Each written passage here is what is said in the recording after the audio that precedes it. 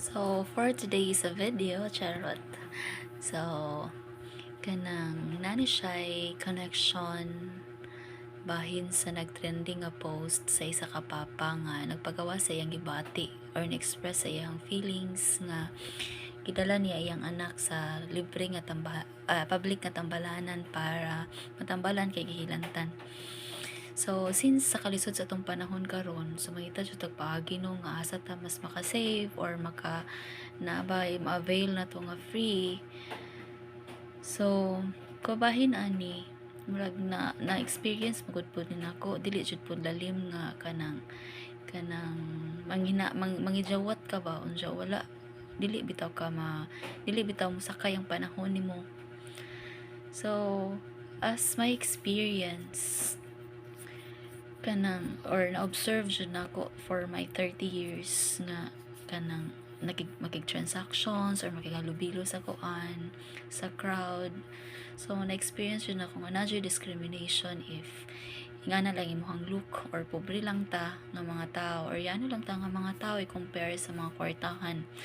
Kay kung kwartahan ka, grabe ang ilang accommodation ni hatag nimo, pero kung pobre lang ka, the way ka sa ilahang pananaw or unsa ka sa ilahang pananaw is yano lang po nila nga serbisyo pwede kanila unya-unyaon kay basin ang naa silang una-una is wala sila kahibaw, dili ni sila musukol kay mao ni mauna.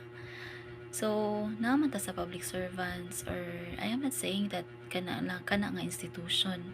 So as my experience anang establishment, anang establishment is okay man nila nga pagtrato, kadaghan ako naka-avail, pero sa uban pod nga mga kanang establishments nga akong nakuanan is nadyo diferensya if kwartahan ka or pobre ka or sa imuha nga look.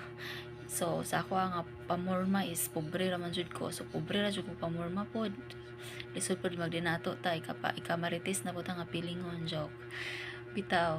Kanang ngano po na naaman po na ingana nga discriminations, no, nganong kanang dili man ta mohatag og fair nga services nga parihara man tang tanan maka-appreciate, maka-feel og something nga murag dili na bitaw siya sa insakto nga pagtrato nga paunyaon ka, pabalik-balikon ka, no.